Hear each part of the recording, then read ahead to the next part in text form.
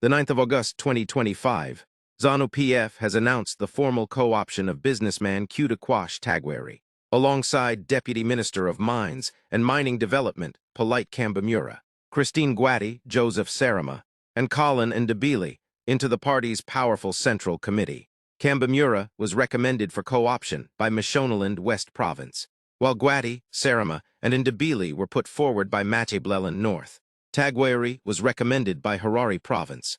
Zanu PF Secretary for Legal Affairs, Patrick CHAMISA, confirmed the development, saying the Politburo endorsed the recommendations from the three provinces at its 385th Ordinary Session on July 30th, 2025.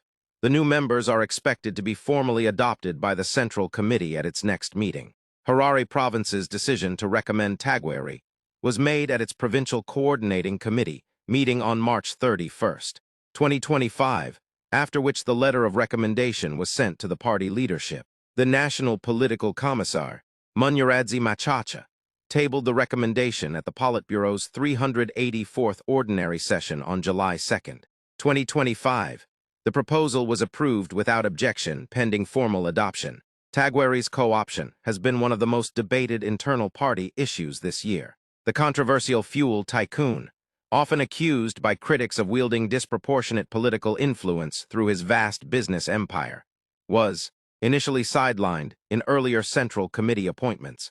His close ties to President Emerson Mnangagwa have long been a source of factional tension within Zanu PF, with some members seeing his rise as an attempt to consolidate Mnangagwa's inner circle ahead of the party's next elective Congress. Dissenting voices within the party had reportedly lobbied to block his inclusion, citing concerns over the optics of appointing a businessman whose wealth and government contracts have drawn both local and international scrutiny. However, his eventual co-option suggests Mnangagwa's faction was able to overcome resistance, signaling a possible shift in the balance of power within the party. CHAMISA said the July 30th Politburo meeting also confirmed the co-options of Kambamura, Gwati, Sarama, and Ndebele. The party has urged members to rally behind the newly co-opted leaders as they prepare to take up their roles in strengthening unity and advancing the revolutionary agenda towards Vision 2030. This was the news headline. Don't forget to like, subscribe, and also turn on the notification bell.